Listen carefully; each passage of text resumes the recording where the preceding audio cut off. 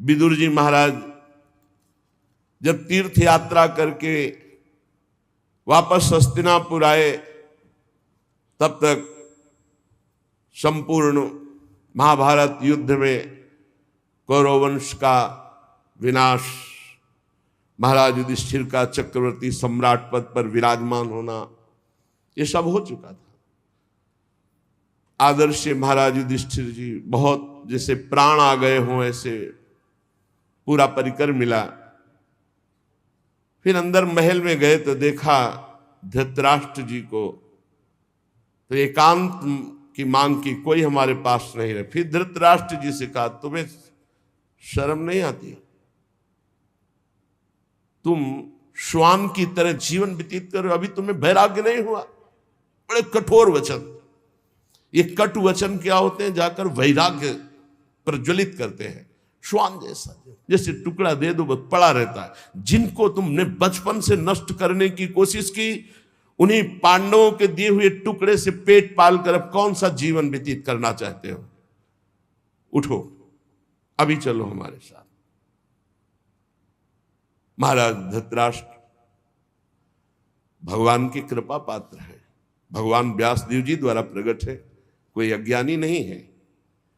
युद्ध के पहले भगवान ने अक्रूर जी को भेजा था समझाने के लिए, जाओ धृतराष्ट्र को। तो धृतराष्ट्र को समझाया तो धृतराष्ट्र जी ने क्या उत्तर दिया था? बड़े ज्ञानी महात्मा धृतराष्ट्र जी, कोई साधारण नहीं है, वो लीला पात्र है।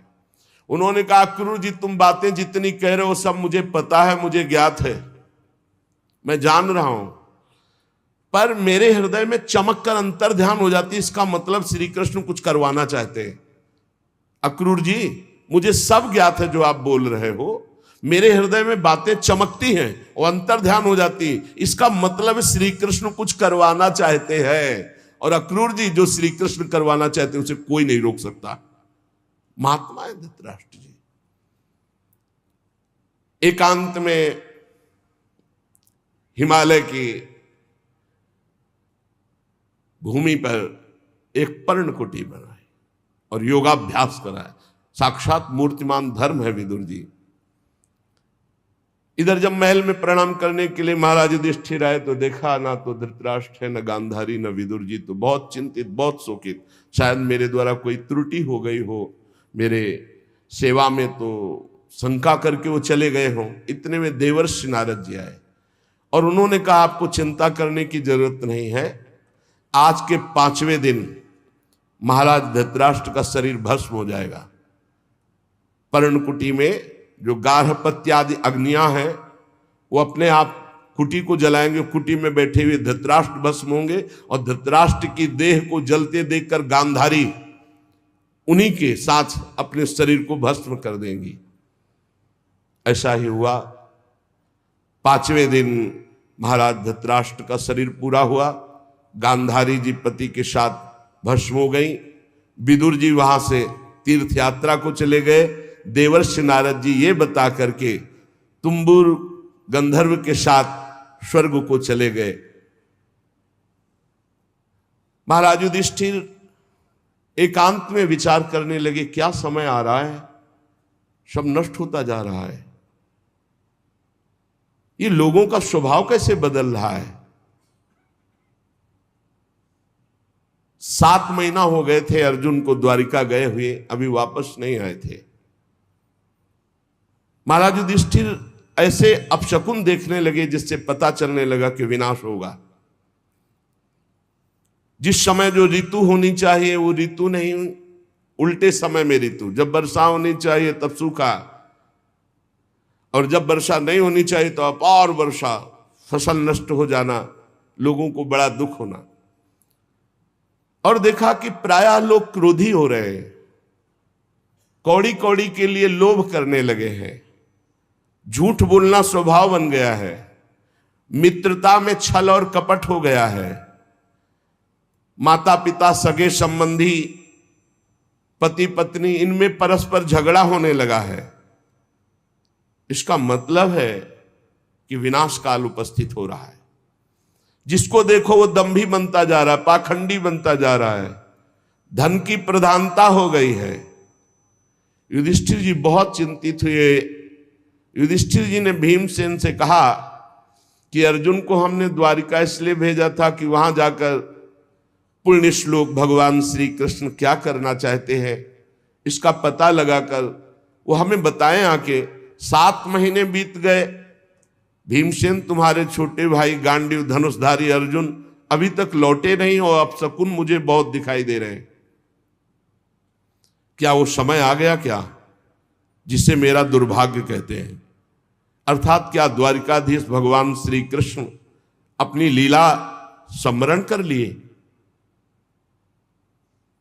क्योंकि मेरा हृदय घबरा रहा है अपने आप। ये संपत्ति, ये राज्य, ये स्त्री, ये प्राण, कुल, संतान, शत्रु पर विजय, सब कुछ श्री कृष्ण कृपा से प्राप्त हुआ है। देखो देखो, वो आकाश में उल्कापात हो रहा है, पृथ्वी कंपायमान हो रही है, मेरे शरीर में भयंकर अपशकुन हो रहे हैं। पक्का कुछ न कुछ ऐसा हुआ है जो सुनने लायक नहीं है। पुरुष की जब बाईं जांग फड़के, आंख, भुजा बार बार फड़के, तो समझ लेना चाहिए कोई विनाशकारी खेल होने वाला है। मेरी बाईं जांग, बाईं आंख, बाईं भुजा बार बार फड़क रही, भारी कोई अनिष्ट सूचना मिलने वाली है। देखो, ये सियारिन उदय होते हुए सूर्य की ओर मुंह करके रो रही है, और ये कुत्ता मेरी ओर देखकर बार बार चिल्ला रहा है, रो रहा है। इसका मतलब कोई अनिष्ट होने वाला है। ये गौ आदि अच्छे जो पशु हैं मुझे बाएं करके जा रहे हैं, गधे आदि बुरे पशु मुझे दाहिने करके जा रहे हैं। मैं जिधर देखता हूं उधर मुझे पशु रोते दिखाई दे रहे हैं। ये उल्लू और ये कौआ, ये कठोर कठोर शब्द बोल रहे हैं, इसका मतलब कुछ विनाश होने वाला है। जब मैं देवताओं की मूर्तियों की तरफ देखता हूं तो मुझे रोती नजर आती है। ये बड़े बड़े उत्पात देखकर मेरा हृदय घबरा रहा है। क्या ये पृथ्वी भाग्यहीन हो गई? जिनका सौंदर्य, जिनके चरण कमलों में ध्वजा वज्र अंकुश चिन्ह है, क्या ये पृथ्वी उन चिन्हों से रहित हो गई? राजा युधिष्ठिर इन भयंकर उत्पातों को देखकर मन ही मन बहुत चिंतित थे। इतने में देखा कि अर्जुन पधार रहे। दौड़ पड़े युधिष्ठिर, समीप गए तो कदम रुक गए। अर्जुन का मुंह उदास, आंखों से आंसू, शरीर शक्तिहीन, कांतिहीन। जे ही महाराज युधिष्ठिर के सामने पहुंचे, अर्जुन गिर पड़े। घबरा करके युधिष्ठिर जी ने उठाया, अर्जुन से पूछा, भाई द्वारिकापुरी में सब कुशल मंगल है ना? छोटे भाई सहित मामा वसुदेव जी कुशल हैं, उनकी पत्नियां सब कुशल हैं, बलराम जी के द्वारा सुरक्षित द्वारिकापुरी, हमें लगता है सब कुशल होगा। अर्जुन कुशल ही बोलना। भक्तवत्सल ब्राह्मण भक्त भगवान श्री कृष्ण स्वजनों के साथ द्वारिका की सुधर्मा सभा में सुखपूर्वक विराजते हैं ना? आदि पुरुष बलराम जी के साथ संसार के परम मंगल, परम कल्याण, परम उन्नति के लिए यदुवंश रूपी क्षीर सागर में हमारे प्रभु जैसे विराजमान, अभी विराजमान है ना? मुझे बहुत भय हो रहा है। अर्जुन जल्दी बताओ, तुम श्रीहीन हो गए हो, तेजहीन हो गए हो। क्या तुम्हारा किसी ने अपमान कर दिया? कहीं तुमने दुर्भावपूर्ण कोई अमंगल कार्य तो नहीं कर दिया? क्योंकि अमंगल कार्य करने वाले का तेज नष्ट हो जाता है। कहीं ऐसा तो नहीं हुआ कोई पात्र आया हो तुम्हारे पास और भीख मांग रहा हो और तुमने उसको दी न हो तो तुम्हारा पुण्य नष्ट हो गया हो? कहीं ऐसा तो नहीं हुआ देने की प्रतिज्ञा करके तुम मुकर गए हो तो तुम्हारे सुकृत नष्ट हो गए हो? कहीं ऐसा तो नहीं हुआ शरणागत का तुमने त्याग कर दिया हो? प्रश्नों की झड़ी लगा दी। कहीं ऐसा तो नहीं हुआ अगम्या स्त्री का समागम कर लिया हो, कहीं ऐसा तो नहीं हुआ कि जिस समागम करने योग्य का अपमान कर दिया हो। बड़े प्रश्न किए, लेकिन मुझे लगता है कि ऐसा धर्म विरुद्ध आचरण तुमसे कोई हो ही नहीं सकता। बहुत संभल के बोलना, इस समय मैं बहुत घबरा रहा हूं, क्या हो गया, मुझे बहुत मानसिक पीड़ा हो रही। वैसे ही दुख से अर्जुन जी बड़े दुखी थे। जब इतने प्रश्न किए तो विषादग्रस्त आंसुओं की झड़ी अर्जुन की, शरीर कांप रहा है, मुख सूख रहा है, पीला पड़ गया है चेहरा, बस एकमात्र श्री कृष्ण के ध्यान में डूबे हुए हैं। काफी देर में साहस बटोर करके उन्होंने बोलना शुरू किया। अर्जुन ने कहा, महाराज मेरी आंखों से वो ओझल हो चुके हैं जो हमारे प्राण, हमारे जीवन, हमारे सखा, जो प्रेमवश रथ हाँकना, टहलना, दूत बनना, मित्रता का, अभिन्न हृदयता का व्यवहार करना, महाराज मैं लुट गया। प्रभु अंतर ध्यान हो गए। महाराज जिन्होंने मेरे ममेरे भाई का घनिष्ठ रूप धारण किया वो परब्रह्म परमात्मा है, मैं समझ नहीं पाया। जिन्होंने मेरे मित्र का रूप धारण किया वो मुझे ठग लिया। मेरा पराक्रम बड़े बड़े देवता नहीं सह सकते थे, आज क्षुद्र बन के भीलों ने मुझे परास्त कर दिया, लूट लिया। क्योंकि मेरा बल तो अंतर ध्यान हो गया ना। जैसे ये शरीर प्राणों से रहित मृतक कहलाता है महाराज, आज मैं वैसा हो चुका हूं। मेरे प्राण श्री कृष्ण अंतर ध्यान हो चुके हैं। मैंने उन्हीं के आश्रय से महाराज द्रुपद के घर में आए हुए कामोन्मत्त राजाओं का तेज अपहरण करके द्रौपदी को स्वयंवर में जीता। मैंने उन्हीं के आश्रय से गांडीव धनुष पर बाण चढ़ाकर मत्स्यवेद किया। भगवान की दिव्य शक्ति हर समय अर्जुन के साथ रहती थी। ये आज वही गांडीव हमारे हाथ में है, लेकिन मैं भीलों से नहीं जीत पाया। मैं लौट के आ रहा था भगवान के निज जनों को लेकर, लेकिन मेरे में सामर्थ्य नहीं रही, क्योंकि मेरे श्री कृष्ण अंतर दे। वही गांडीव, वही भुजाएं जिसके बल से खांडोवन को, इंद्र को भी रोक करके अग्नि को तृप्त किया। उसी से मैदानों की रक्षा की जो आपकी सभा में जल में थल, थल में जल का भ्रम करने वाली दिव्य सभा तैयार की थी। 10,000 हाथियों का बल रखने वाले जरासंध को ऐसे तिनके की तरह चिरवा दिया उन्हीं श्री कृष्ण ने भीम से। 20,000 राजाओं को मुक्त किया जो भैरव यज्ञ में बलि देने के लिए बंदी बनाए हुए था। महाराज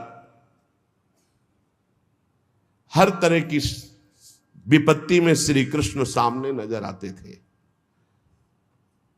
चाहे वो द्रौपदी को वस्त्रहीन करने के लिए कौरवों की सभा हो, या वनवास के समय दुर्योधन के षड्यंत्र से भेजे हुए 10,000 शिष्यों के साथ दुर्वासा ऋषि, हर समस्या का समाधान श्री कृष्ण थे। ये कई बार सुना चुके हैं दुर्वासा ऋषि का प्रसंग। बड़ा कठिन है किसी महापुरुष को प्रसन्न कर लेना, लेकिन जिनका भगवान से अनुराग नहीं वो लाभ नहीं ले पाते। 4 महीने दुर्वासा जी की बड़ी सेवा की दुर्योधन ने। दुर्वासा जी ने कहा, वरदान मांगो, चातुर्मास भर तुमने सेवा की, क्या चाहते हो? दुर्योधन ने ये विचार किया कि पांडवों का जड़ से नाश हो जाए, बढ़िया अवसर है। तो उनका ब्राह्मण हमारे ज्येष्ठ भ्राता महाराज युधिष्ठिर वनवास में है, आप 10,000 शिष्यों के साथ जाएं और उनका आतिथ्य स्वीकार करें। तब जब द्रौपदी जी बटलोई में प्रसाद पाले, द्रौपदी पालिए, फिर वहां कुछ नहीं। सिद्ध सूर्यदेव के द्वारा दी हुई बटलोई थी। तथास्तु कहकर दुर्वासा जी ठीक उसी समय पहुंचे जब द्रौपदी जी प्रसाद पाक के बटलोई मार्जन करके रख दिया। शिष्य मंडली 10,000, आगे दुर्वासा जी।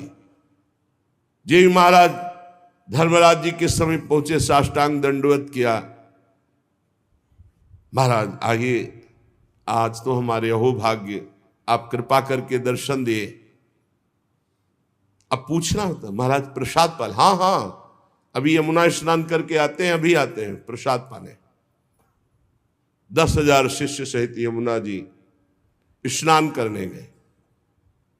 महाराज युधिष्ठिर द्रौपदी के पास गए और द्रौपदी जी से पूछा, प्रसाद पा लिया? हाँ, बटलोई मान के रख दी। मूर्छित से हो गए। द्रौपदी जी कौरव सभा से शरणागति पूर्ण पुष्ट हो चुकी थी। उठाया, आप ऐसी दशा को क्यों प्राप्त हो गए? तो उनका बटलोई में तुमने पा लिया, धो के रख दिया। 10,000 शिष्यों के साथ महाक्रोधी दुर्वासा ऋषि आते ही साप दे देंगे। अब क्या 10,000 के लिए कंदमूल फल भी एकत्रित नहीं कर सकते। द्रौपदी ने कहा, एक बटलोई का तुम्हें इतना भरोसा है? अरे जो पूरे विश्व को पवाता है वो मेरा श्री कृष्ण है, अब कोई संशय नहीं। आंख मूंदी और ध्यान करके आर्त भाव से पुकारा, श्री कृष्ण। उनको कहीं आना जाना है? देखा पीतांबर फहराते हुए मुस्कुराते हुए चले आ रहे हैं। आकर के पहले कहा, द्रौपदी बहुत भूख लगी, कुछ पवा। समस्या पे समस्या। अरे महाराज, इसी समस्या से तो आपको याद किया है। नहीं कृष्ण ने बाद में, बड़ी भूख लगी, कुछ खाने को दो। द्रौपदी ने फिर गदगद कंठ से कहा, प्रभु ऐसे तो मेरे बड़े भाग्य हैं कि आप ऐसे कह रहे, पर प्रभु इस समय कुछ नहीं है, बटलोई मांझ के रख दिया। अच्छा तो जरा बटलोई लाना। ये कर तुम अकर तुम अन्यथा कर तुम, सर्व समर्थ भगवान का प्रताप देखो। कोई साधारण स्त्री भी जूठा पात्र थोड़ी धो के रखे कि रख दिया, उसमें सीख जरा भी शीत लगा हुआ है। फिर ये तो पतिव्रता है, देवी है, ये कोई स्त्री से प्रकट है क्या? द्रौपदी यज्ञ से प्रकट है। दूसरी बात, जब भगवान सूर्य ने कह दिया कि द्रौपदी के पाने के बाद कुछ नहीं बचेगा, तो कुछ नहीं बचेगा।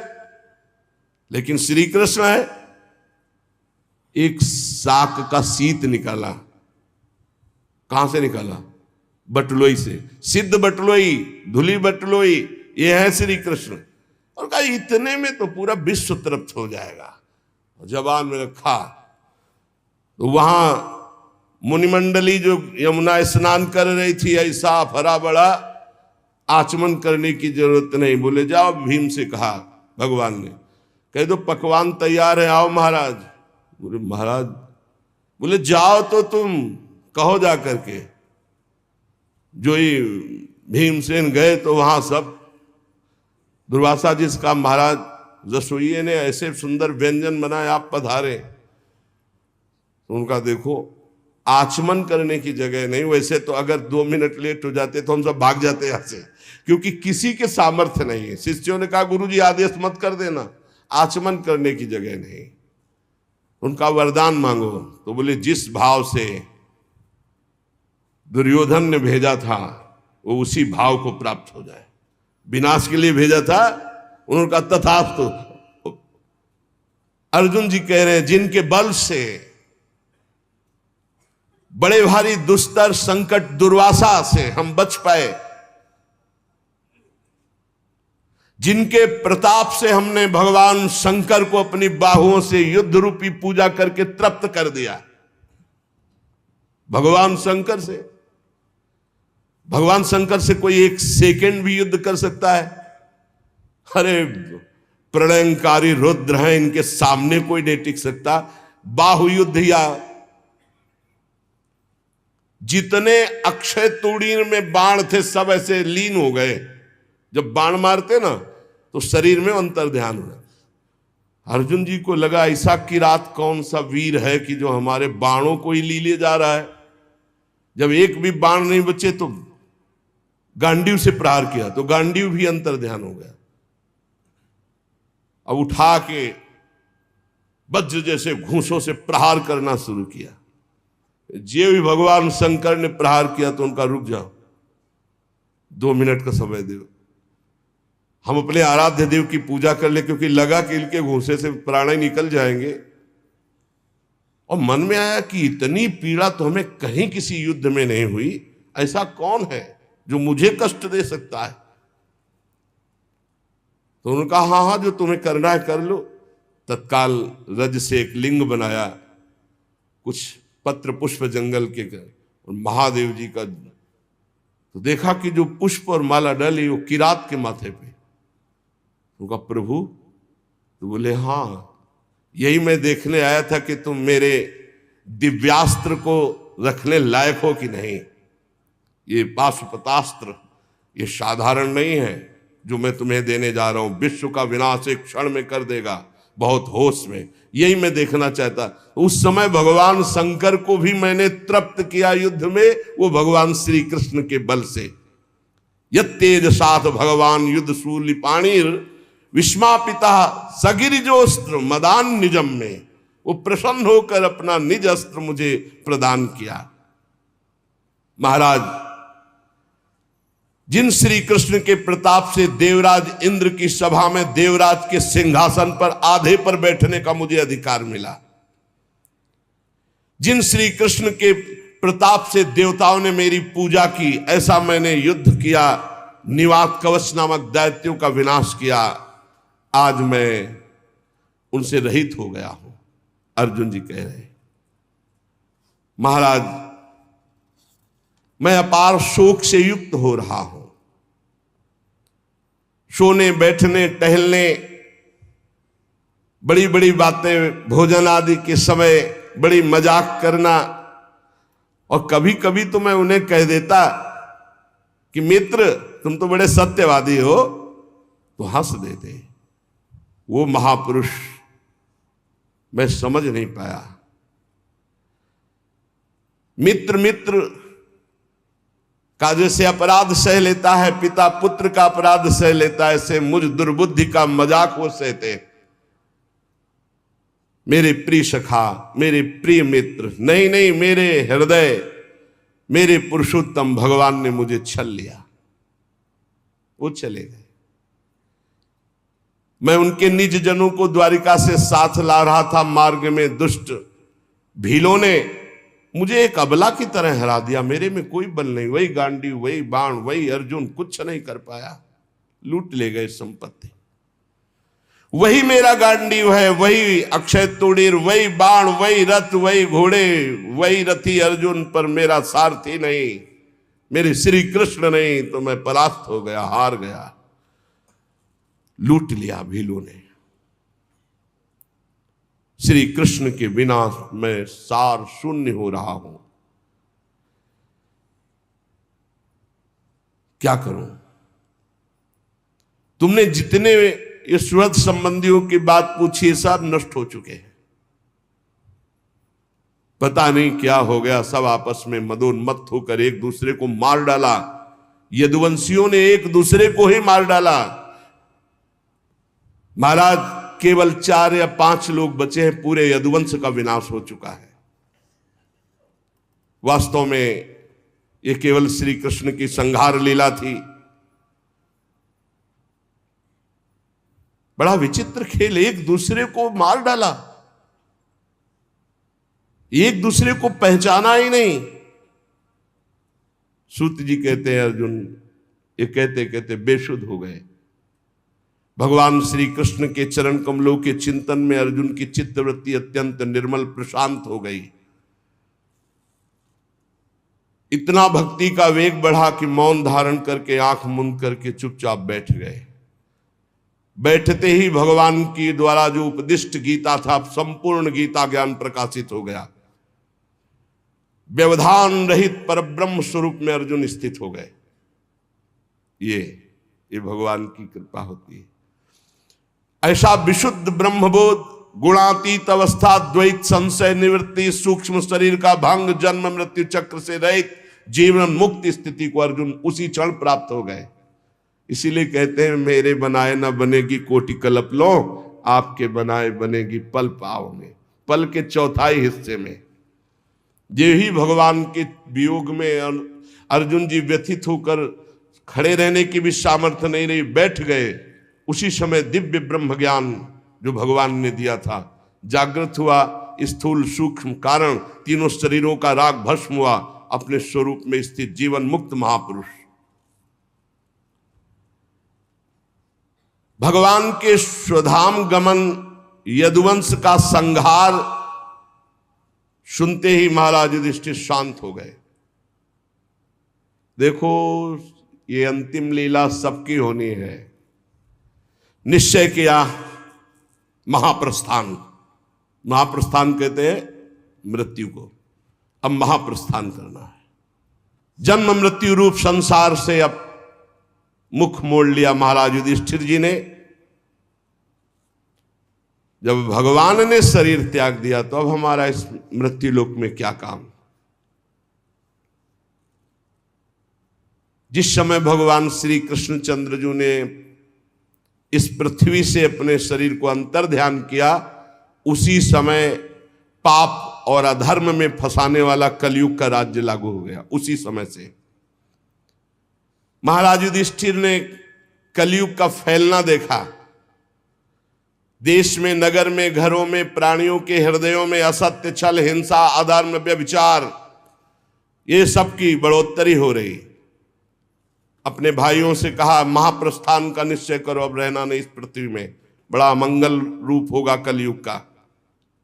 विनयी पौत्र महाराज परीक्षित, जो अब कुछ सयाने हो चुके थे, गुणों में महाराज युधिष्ठिर के समान थे, समुद्र से घिरी हुई पृथ्वी के सम्राट पद पर हस्तिनापुर में महाराज परीक्षित का अभिषेक किया।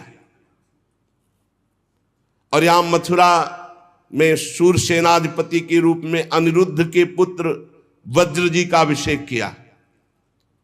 इसके बाद युधिष्ठिर जी ने प्राजापति यज्ञ करके आह्वानी अग्नियों को अपने में लीन किया और जड़वत होकर जैसे पागल बाल खोल लिए, सब वस्त्राभूषण उतार दिए, एक चीर वस्त्र लंगोटी धारण किया, भावना से वाणी को मन में, मन को प्राण में, प्राण को अपान में, अपान को उसकी क्रिया मृत्यु में, मृत्यु को पंचभूत शरीर में लीन कर दिया। शरीर को मृत्यु रूप अनुभव करके त्रिगुण में मिला दिया, त्रिगुण को मूल प्रकृति में, मूल प्रकृति को सर्व कारण रूपा प्रकृति में, प्रकृति को आत्मा में, आत्मा को ब्रह्म में विलीन करके जीवन मुक्त हो गए तत्काल। यह है भगवान के निज जनों का महामहिमामय स्वरूप। जीवन मुक्त, आवागमन मुक्त,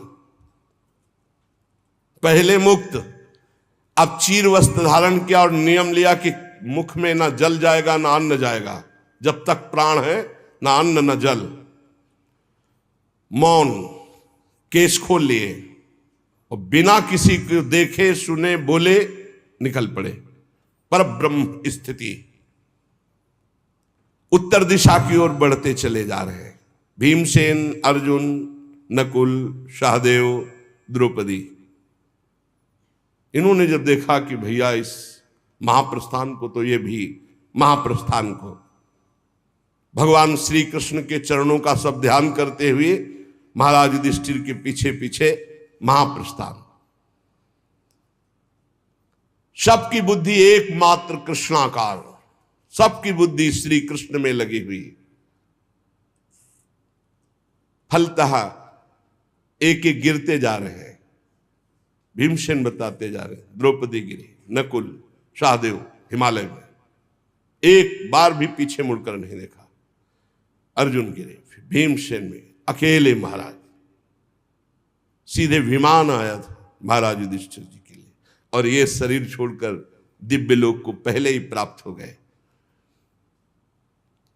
भगवान के प्यारे भक्त पांडवों के महाप्रयाण की इस पवित्र मंगलमयी कथा को जो पुरुष सुनता है वो निश्चय ही निष्पाप होकर मोक्ष को, भगवत धाम को प्राप्त होता है।